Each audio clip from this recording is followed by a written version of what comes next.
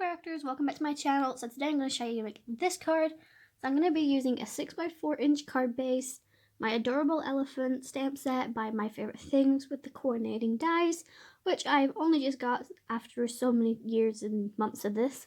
I'm also using the scalloped square tags by Pretty Pink Posh, and I'm also taking the presents from Toboggan together, which is a Christmas long fawn stamp set. So I'm just taking my MEMENTO Tuxedo black ink and I'm just going to stamp the images that I need. And I think I stamped this like 3, maybe 4 times just because I wanted to make sure I have a crisp impression. As you can see, my elephant just did not want to take for some strange reason, but eventually I got it to stick. Anyway, I'll insert some music and a time frame of where to skip to, but this shouldn't take too very long because it was the quickest card that I've probably made for quite a while, so but I'll still put a time frame and some music in, and I'll see you in a second.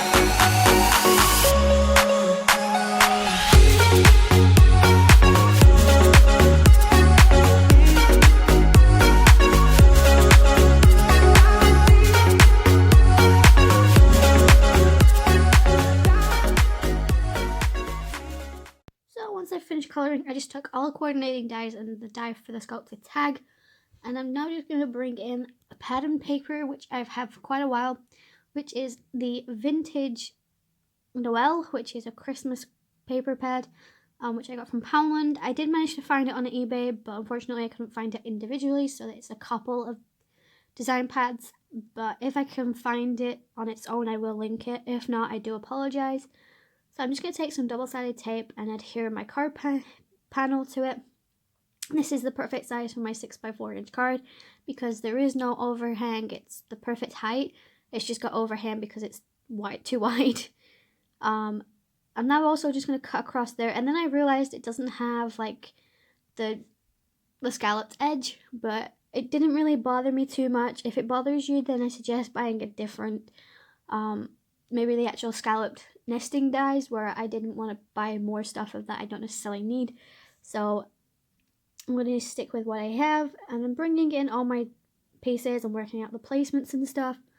So as you can see, that little balloon, I love how it turned out. Normally balloons for me are something that I struggle with the most because I can never make them look realistic, so it does bother me. So I'm now just going to do some heat embossing. I'm using premium ink. It's a clear embossing ink from DOVECRAFT, and I'm also bringing in the Taylor Expressions white embossing powder. So I took the sentiments, I will always be here for you, and then the happy birthday, because this card is going to a girl that is very close to me. We've only met a couple of months ago, but we talk quite a lot, and you know, I definitely enjoy talking to her and getting inspiration from her. I will leave her Facebook link to my description because she doesn't have Instagram, unfortunately, but apart from that, it doesn't matter. So I'm just now going to bring in all my elements again and work out the alignments. So I used double-sided tape to adhere the big square to the back of my card, and I'm going to use multi-matte medium glue for the presents and the balloon.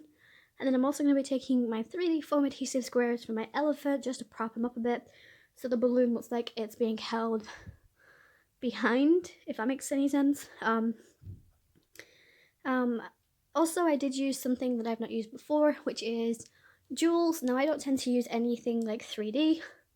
Like, the only thing I've ever used is like sequins, and a couple of times I've used some Nouveau drops. Not a lot, but because I'm still learning.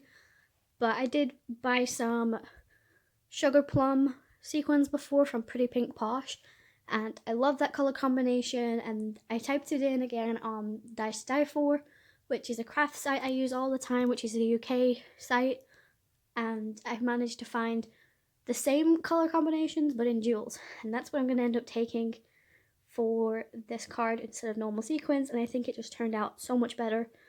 So as you can see, I did just do some pencil markings to work out where my balloon's going to go, which is something I keep forgetting that I can do. I don't know what it is, but every time I try and work out my placements, I'm like, oh, that works there, we'll leave it, and I just wing it from there, and I really shouldn't. I need to start like remembering that a pencil can be undone.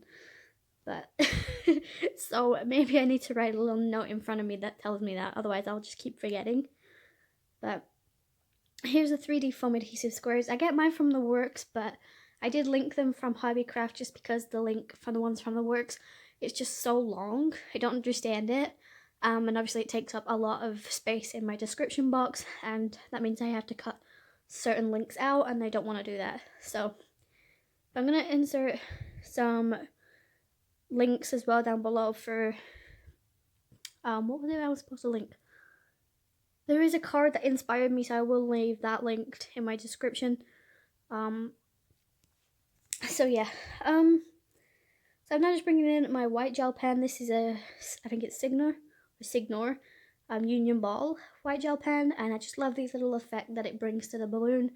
Normally I would add glossy accents to a balloon, but for once in my life I thought, you know, I'm not going to do that. I'm just going to stick to something simple. So originally I was just going to add some Wink of Stella to the corner of the balloon, and then I thought, you know, I can do the highlights so it looks better.